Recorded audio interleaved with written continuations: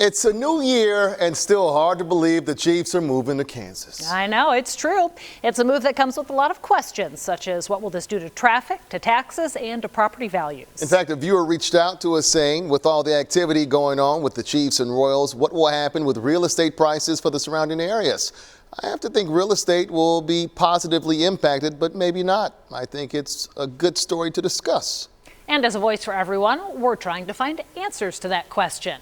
We're doing that by listening to a real estate agent, local residents, and our government leaders, all on the changes Kansas could see with a new stadium on the way. Our Wyandotte County reporter Rachel Henderson explores how the community is navigating this growth, breaking down who benefits and who could be paying a price. Like other industries, the real estate market stands to see impacts from the Chiefs moving to Wyandotte County. But the questions I've been getting wonder if they're positive or negative.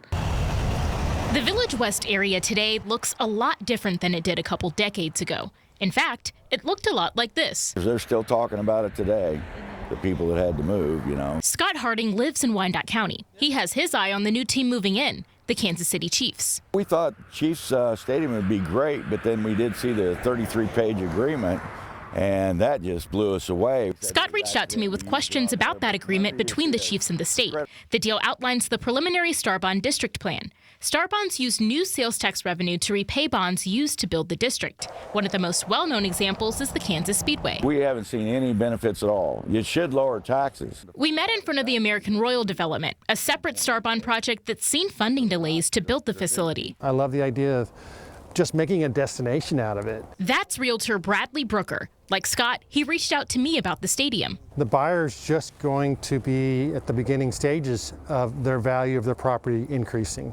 He's selling a home in Edwardsville about 1.5 miles from the Village West area. Bradley says nearby buyers and sellers stand to benefit from proximity to new development. I think they're going to have an amazing area, and I can't see any reason why it wouldn't work like they think it's going to work. But Scott can. That's why he's pushing for transparency from leaders. The new mayor told KSHB that no final agreements have been made locally. No matter what the outcome looks like, the bottom line is the same. It's all about money. Rachel Henderson, KSHB 41 News.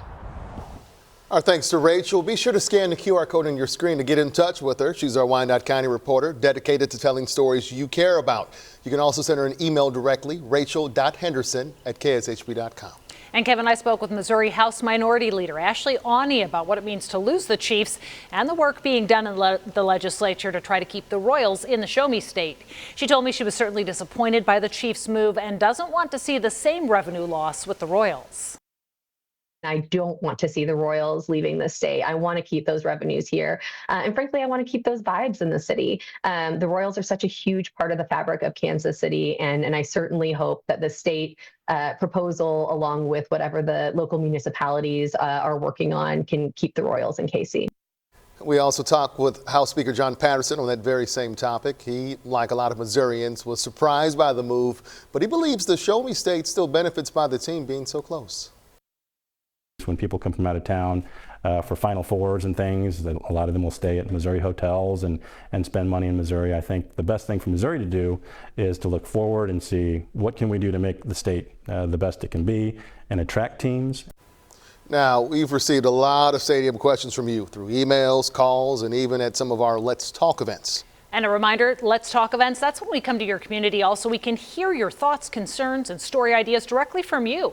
Scan the QR code on your screen right now if you want to connect with us. Our last Let's Talk event took place in December in Parkville. We got some great story ideas out of that one. If you missed that event, don't worry. We still want to hear from you, and stay tuned for more events like this in the future.